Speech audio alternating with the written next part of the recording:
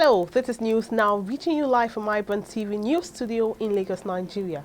Coming up, Minister of State for Petroleum Resources, SYLVA, says signing PIB into law does not translate into subsidy removal. Newly elected President of Zambia, HAKAINDE HICHILEMA, faces the challenge of reviving economy in turmoil. South African lender ABSA plans to expand into new businesses line in Nigeria. US government offers $10 million crypto reward to hackers.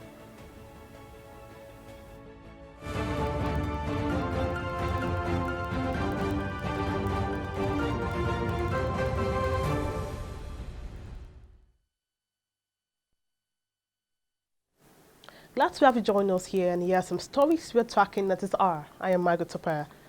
The signing of the Petroleum Industry Bill (PIB) into law by President BUHARI does not translate into automatic removal of the premium motor spirit subsidy. Minister of State for Petroleum Resources SYLVA made this known on Tuesday. He emphasized no minister will provide transitional regulations leading to the removal of fuel subsidy. End of quote. SYLVA had earlier said once the bill becomes a law, subsidy would cease to be. Meanwhile, the Organization of Petroleum Exporting Countries, OPEC, has praised President BUHARI for signing the petroleum bill industry. This was disclosed in a statement by the Secretary General of OPEC, Dr. Mohammed Parkindo, released on Monday evening. Parkindo said signing into law the petroleum industry bill marks a significant milestone for Nigeria's oil industry and a historic achievement for Buhari's presidency. He added the PIB will enhance the Nigerian petroleum industry reputation, open the door to new investments, and ultimately strengthen its position to meet the world's growing demand for energy. OPEC boss also noted the PIB will enable Nigeria to lift oil production to 4 million barrels and also maximize Nigeria's natural gas reserves. Now, the Attorney General of the 36 states of the country have instituted an action against the Office of the Attorney General of the Federation over the government's failure to remit funds into the federal account. In a suit before the Supreme Court, the 36 Attorney Generals are seeking for a declaration that by the provisions of Section 162 and Section 162, subsection 10 of the Constitution, the Federal Republic of Nigeria 1999 as amended, all income, returns, proceeds, or receipts howsoever described derived from confiscated, forfeited, and or recovered assets constitutes revenue of the Federal Republic of Nigeria, which must be remitted to Federation account for the collective benefit of the federal, state, and local. They also seek a declaration that a failure and or refusal of President BUHARI, the Minister of Finance, and the Office of the AGF, and the Accountant General of the Federation and all other relevant authorities and all agencies of the Federation to remit the receipts, income, returns, or proceeds derived from all assets recovered, seized, confiscated, and forfeited into the Federation account to be distributed in accordance with provisions of the Constitution is unconstitutional. And now the new Assistant Inspector General of Police in charge of Zone 17, OKON, has promised the people of ONDO and the Ekiti states that the police would improve its strategy to reduce crime and sustain the existing peace in the two states. OKON, who officially resumed as the third AIG of the zone in AKURE, ONDO state capital, on Monday, said he is ready to work with all stakeholders to ensure security of lives and properties. To only add value to policing in Zone 17. A lot has been done by the two CPs of this zone. My own is just to come and add value. It's just value addition. There may not be any need to say bring in any other innovation.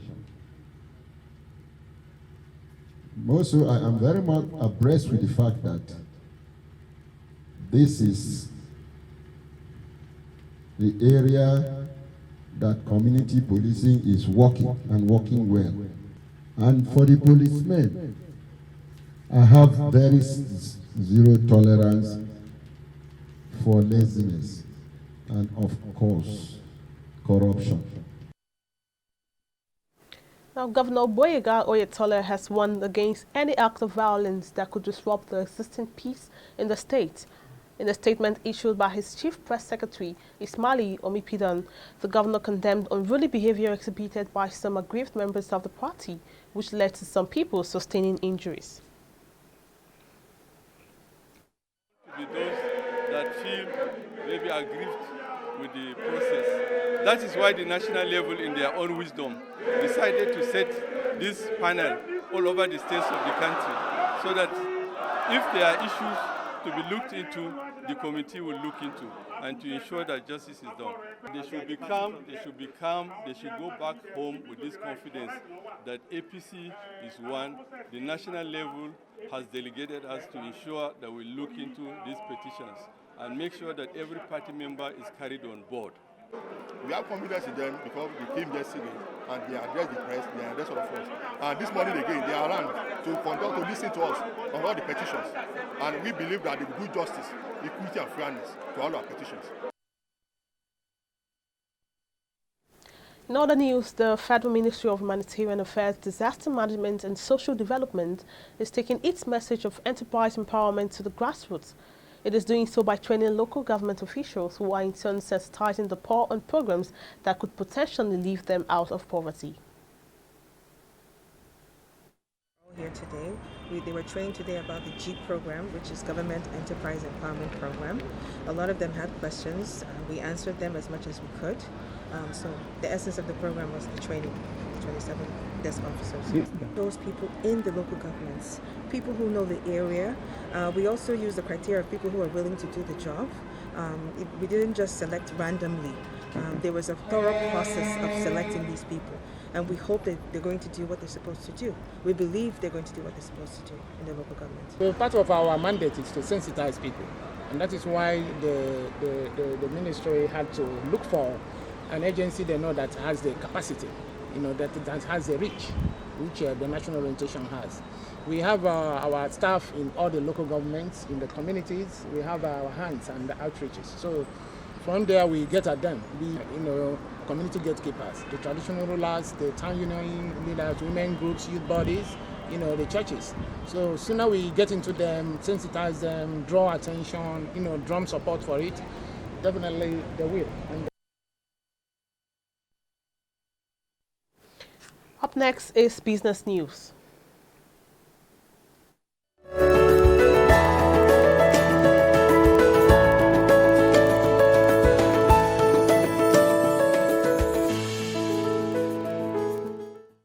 Hello, welcome to Business News. I am Frank Omalapi, and here are some of the reports we're filing now.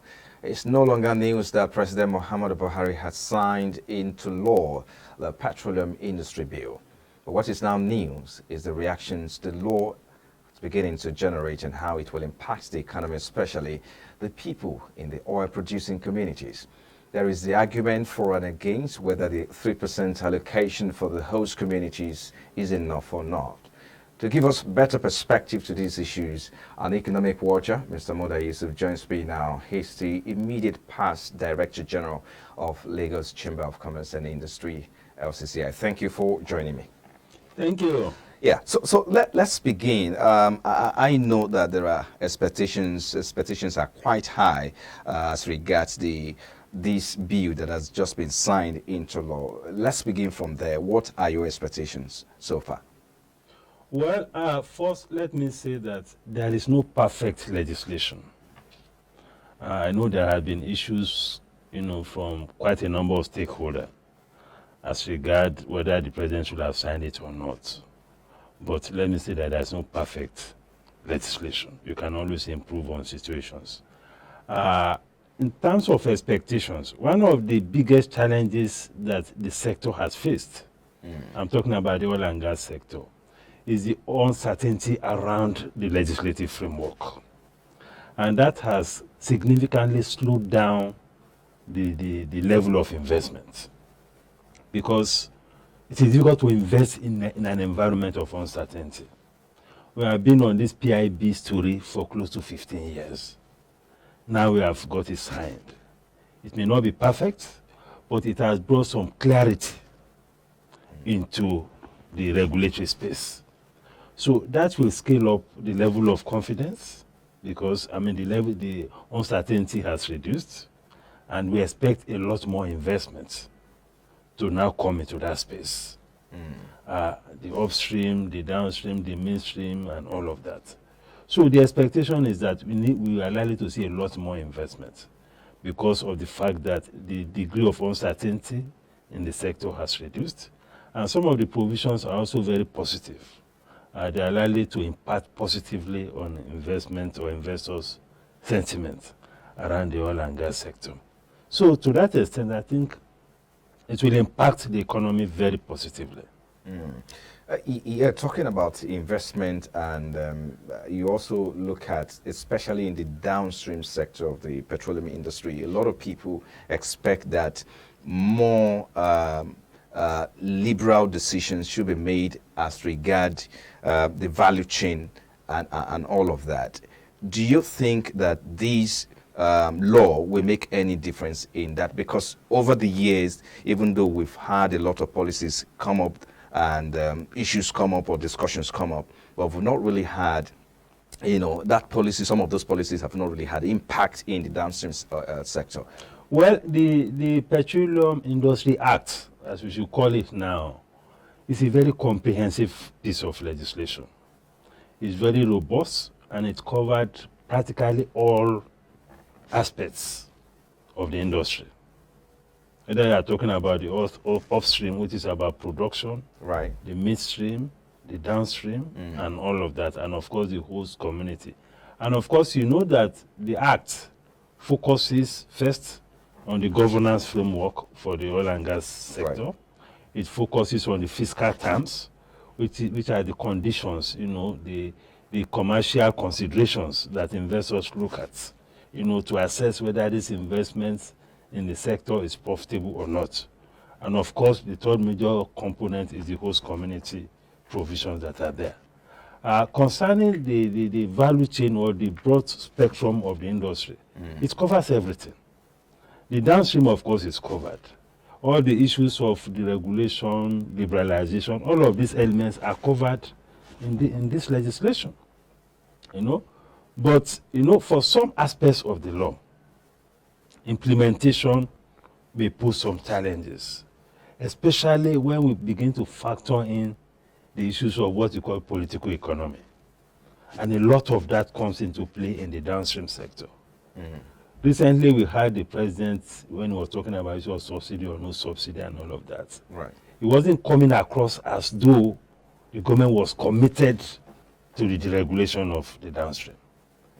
Whereas the PIB is a completely different thing. There are key issues I want us to look at, which is the issue of the subsidy you talked about, you just made mention of now, and of course the issue of the host communities. Of course, there have been an argument about that now. But let's talk about the investment which you say this law will attract into the economy.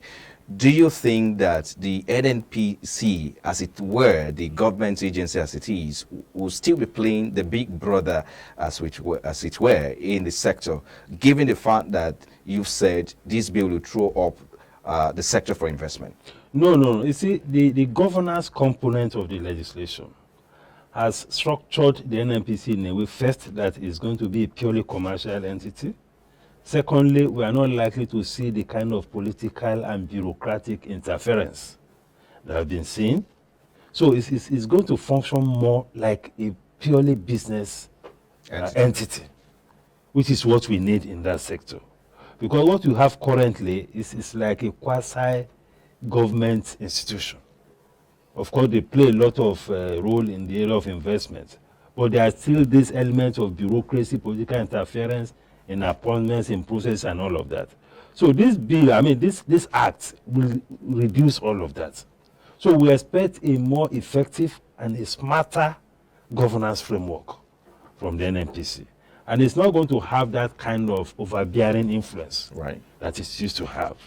So that in the area of governance, I think that is okay. Then in the area of all the investment provisions, I think they are a lot much clearer now for investors, because one of the challenges of investment is confidence. And one of the key pillars of confidence is clarity of legislation. And it's also about the quality of the regulatory framework. If you have a regulatory framework that has too much of government content in it, it has a way of creating problems for investors. So this act, I think, has done away to a large extent with that element of it. So we are likely to see a much more commercially focused NNPC.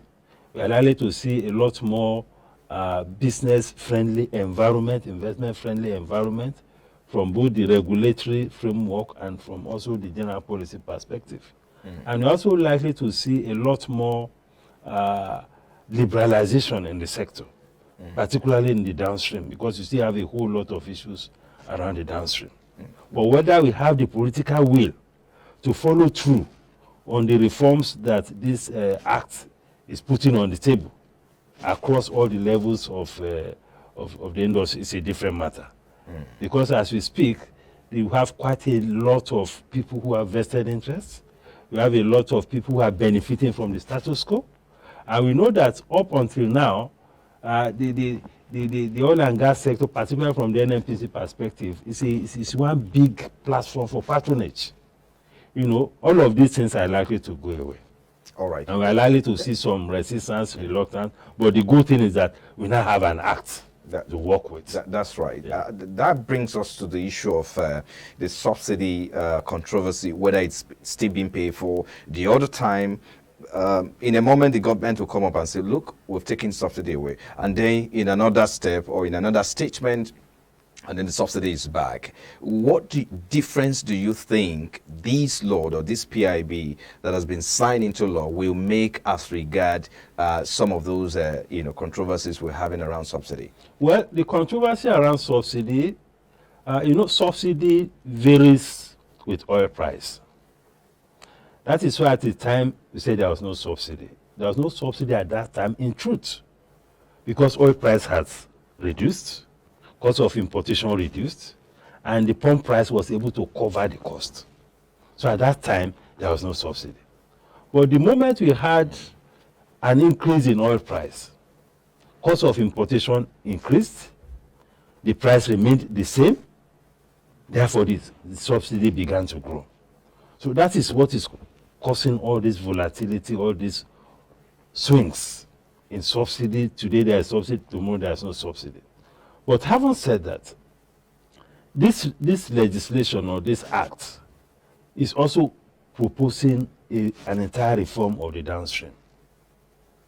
We have been debating this issue of deregulation here and there. This act is also saying that we should have a liberalized downstream sector, a deregulated downstream sector. Right. If you continue to insist on the subsidy regime, then we'll be working against the spirit of this act. Does this therefore mean that we are likely to expect, since of course this will bring about total deregulation as it were, does this therefore mean that we should expect price differentiation in time, since more investors are beginning to come in? Well, price differentiation in pump price? In pump price. Of course there will be, because if you have a completely deregulated system, there will be competition among the players, and competition can come in different forms. You can have price competition, you can have competition in the area of quality. So depending on the business models of each of the investors, of each of the players, that is what is going to reflect on the price of their There product. is a link between price differentiation, the prices of, competition and all of that, as regards the issue of inflation, because once the prices goes up, and then you expect inflation and prices of commodities in the market. So how do you think this will impact the ordinary Nigerian? No, it depends. It depends on the efficiency of the processes. Right. And it depends on how well this act is also able to attract a lot more investment into the downstream sector. Because we are having these volatilities in price because there is no investment in downstream. Because the refineries have collapsed. Because there is no private sector investment that can actually produce locally and insulate or shield the economy from the volatilities of oil price and the volatilities of the exchange rate. That is where the problem is coming from. But if the legislation or this act as we have it now creates the environment which I expect it to be for more investors to come into the downstream, for a lot more people to invest in the refineries, all these volatilities will reduce. And the moment those reduces, the impact that people fear about the regulation leading to inflation, all those things will reduce. But it will take time. Because when you are talking about investment in refineries, local production, those things will take time. Right. So we expect to see something like a transition period. These things will not happen immediately because we are talking of major investments here. So it will take time for some of these results, some of these outcomes to begin. How much to time manifest. do we think we We should be looking at a year or two because decisions have to be taken. Major decisions for that matter. Okay, resources have to be mobilized. Because of our time, let's look at the oil producing region, of course, which has a 3% allocation to the host communities. I mean, there have been argument and reactions whether this should be or not, or some say it's too small. And how do you react? Well, I think we need to give this policy a chance. First of all, we have gone past the stage of debating the act. The act has been signed into law. Let us focus on how to make it work and how to get the best value from the act. Now, coming to the issue of as to whether the 3% is enough or not, 100% of zero is zero. So if they give you the entire 100% and nothing is happening in the place, you are not getting anything. Whereas 10% of, say, 100 billion, for instance, that is 10 billion. So the focus should be on creating the environment to ensure that we have a lot more investment in that space. That is the spirit that we should be focusing on. If you have 3% of operating expenses, not profit, I will create an environment where we have a lot more investment. 3% is a lot of money. From some of the estimates that have been made, I mean, they are talking about $500 million annually. That's a lot of money. Just do the conversion. And it could even be much more if you create the environment for the investment to grow. So we'll be looking at a policy and environment that will enable the growth of investments. As investments grow, the 3% in nominal terms will also be growing. That is what is important. And in any case, what is key in all of this is accountability, is the fact that government has also done quite a lot before now. We had the Ministry of Niger Delta, we have the NNDC, we have the amnesty program, we have the derivation fund on the derivation on oil products. You know, there are quite a lot that is already even happening. On top of that, we are having this 3%. I think we should work with what we have. We should encourage the growth of investment. And if we do that, a lot more money will come in. We should be focusing more on growing the investment than focusing on percentage. If you have a big percentage and the total investment is small, you don't benefit much. Just before I let you go, I mean, yes, 3%, there's been an argument whether it's too small. I mean, you have said that we should start from there. But again, the question would be whether this will cushion the or impact or result in calming the agitations and all of those agitations, demands in the Niger Delta region. I think with proper engagement, it should calm them, and with proper understanding. The issue is not the percentage. The issue is the quantum of investment. That is what will make the difference. And we should also demand accountability from even the existing structures that we have on ground. Accountability on the derivation fund. Accountability from NDDC. Accountability on the amnesty program, which is also in the budget every year. Accountability from the Ministry of Niger Delta. All of these things are put in place primarily because of the environmental impact of oil production.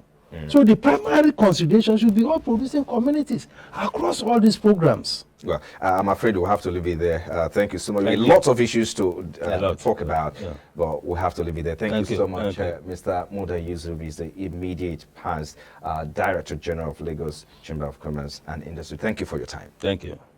Well, then that's all we have time for on business news at this hour. Many thanks for watching. Frank Komalape. It's back to you now.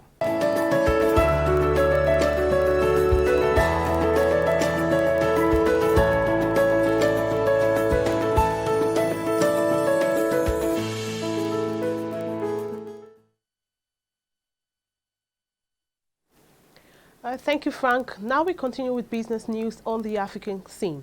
And from Zambia, where the President Edgar Lungu conceded defeat on Monday after a landslide election win by opposition leader HAKAINDE HICHILEMA, the newly elected president will face the challenge of reviving the economy in turmoil. With all but one constituency counted, HICHILEMA won 2,810,77 votes against Lungu's 1,814,000, and the Electoral Commission declared him president. It marked the country's third peaceful handover of power to an opposition party. When the celebrations died down, HICHILEMA, 59, a former CEO at an accounting firm before entering politics, will need to focus on replicating a flagging economy. And Zambia became Africa's first pandemic-era sovereign default in November after failing to keep up with international debt payment. The default was driven by depressed commodity prices, which had pushed Zambia into recession well before the COVID-19 pandemic worsened by itself. Zambia's sovereign dollar-pound jumped nearly 2 cents on Monday after the news of HICHILEMA'S win. Zambia's kwacha currency strengthened nearly 1% against the dollar. International Monetary Fund support is on hold until after the vote, as the debt restructuring is seen as early test for a new global plan aimed at easing poor country burdens. Now, South African lender ABSA has put on ice plans to expand into new business lines in Nigeria, a country previously at the center of its African ambitions, interim boss Jason Quinn said on Monday. Former Chief Executive Maria Ramos and others had previously touted growth in Nigeria beyond its existing security business as key to the group's aim of doubling market share in Africa. But the COVID-19 pandemic, among others, had disrupted those plans. Quinn told Reuters shortly after the bank announced an around 14-fold rise in half-year profit, saying it now wants to concentrate on its current business line. ABSA had previously said it would look to enter other markets like Ethiopia and Egypt in its bids to become a truly Pan-African bank. It has now combined a South African operation with those elsewhere on the continent, which Quinn said he hoped would lead to a pickup in units that have lagged. Now, on foreign business news, China moved on Tuesday to tighten control of its technology sector, publishing detailed rules aimed at tackling unfair competition and companies' handling of critical data. Beijing has been firming its grip on internet platforms on recent months, citing the risks of abusing market power to stifle competition, misuse of consumers' information, and violation of consumer rights, and several after years of a more laissez-faire approach. The country issued hefty fines to companies including e-commerce giant Alibaba and social media company Tencent Holdings as part of widening crackdown, and has vowed to draft new laws around technology innovations and monopolies. On Tuesday, the State Administration for Market Regulation, SAMR, issued a set of draft regulations banning unfair competition and restricting the use of user data. Federal safety regulators are investigating at least 11 accidents involving Tesla cars using autopilot or other self-driving features that crashed into an emergency vehicle when coming upon the scene of an earlier crash. The National Highway Transportation Safety Administration said 7 of these accidents resulted 17 injuries and 1 death. All of the Teslas in question had a self-driving autopilot feature on the traffic-aware cruise control engaged as they approached the crash, the NHTSA said. Tesla's stock fell 5% in morning trading following news of the probe. The accidents under investigation occurred between January 22, 2018 and July 10, 2021 across 9 different states. They took place mostly at night, and the post-accident scenes all included control measures like first responder vehicle lights, flares and illuminated arrow boards and road cones. And moving on, the largest economy in the world is offering crypto assets to incentivize white-hat hackers to explore dark web activities. Information relating to activities of state-backed hackers and terrorists is being rewarded in cryptocurrency by the United States government. As part of Rewards for Justice, the State Department has opened a platform where informants can submit anonymous information and be rewarded with digital assets. During the Black Hat USA event in Las Vegas, users were able to submit tips via an unsecured Wi-Fi network called Reward Not Ransom One. Now, a secure portal on the dark web allows informants to provide sensitive information. This layer of the internet cannot be accessed by commercial companies or search engines. Information of various terrorist suspects, extremists, and state-sponsored hackers can earn informant reward up to $10 million. The informants have an option of receiving cryptocurrency assets as compensation. The former U.S. National Counterintelligence Desk Director William Evanina called the initiative the most open approach to crypto assets ever taken by the U.S. government. Coming up next is Sports Business with Jidechi.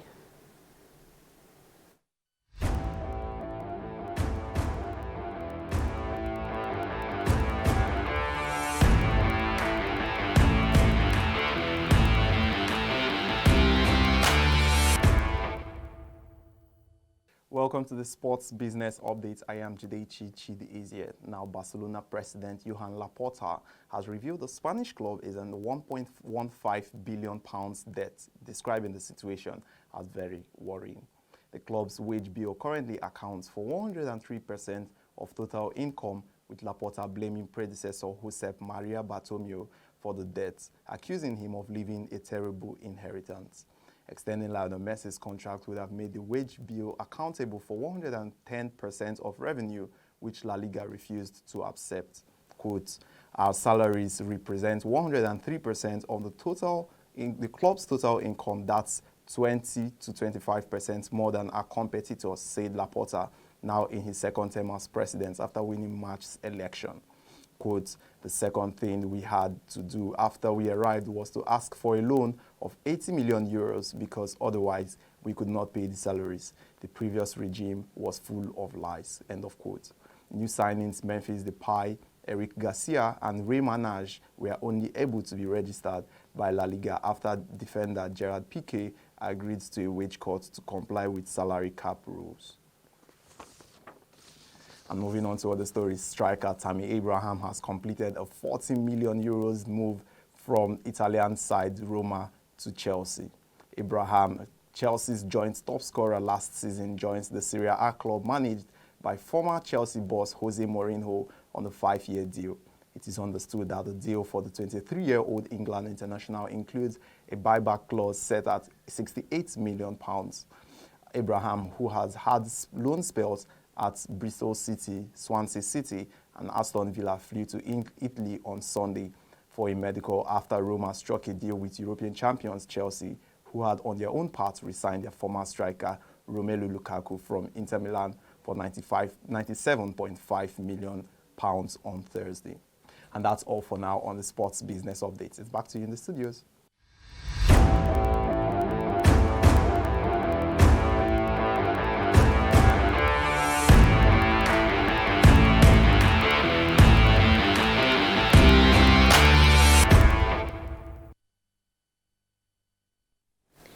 Thank you, Jidechi.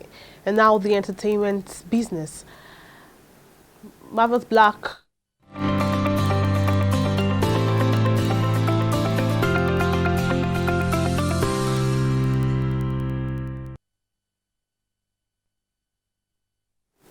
Marvel's Black Widow is no longer exclusive to Disney Plus. For $30 you can buy and stream it on services like Prime Video and Vudu. Disney Plus subscribers need to pay an extra $30 premium access fee to stream the movie while it's still in theaters. Starting October 6th, the film will be available to all Disney Plus members for no added cost. As of August 10th, Black Widow is also available to purchase for $30 through other streaming providers like Vudu, Amazon, Prime Video, Apple TV, and Google Play. Black Widow takes place before Avengers Endgame and followed Johnson's titular character as he deals with her past as an assassin for hire. Florence Poch plays a young assassin who received the same training as Black Widow, while Stranger Things star David Harbour plays a Russian hero named Red Guardian. Now, Viacom CBS has sold the original CBS headquarters in Midtown Manhattan, or BlackRock, for $760 million to Harbour Group International, a private real estate investment and management firm. The deal, unveiled on Monday, marks the first sale of the CBS headquarters at 51 West 52nd Street since it opened in 1964. Owner-occupier Viacom CBS will now lease back property on a short-term basis. The transaction is set to close before the end of 2021. Now, selling BlackRock is also the latest deal by Viacom CBS to unload non-core assets that do not serve the Hollywood studios' unfolding streaming focus. Viacom CBS completed earlier sales of CNET and Simon & Schuster to finance its expanding content and streaming strategy. The asset sales have aimed to position Viacom CBS with a structure similar to streaming giant Netflix, which continues to build up its international originals after hitting a subscriber plateau in the US. The Wall Street analysts earlier estimated the New York CBS headquarters could raise $1 billion plus if successfully sold. Barclays analyst Kennan projected it could be worth $700 million to $1.2 billion. On that note, we wrap up news now. For more stories, visit our website and follow all our social media platforms. My name is Margaret Opera.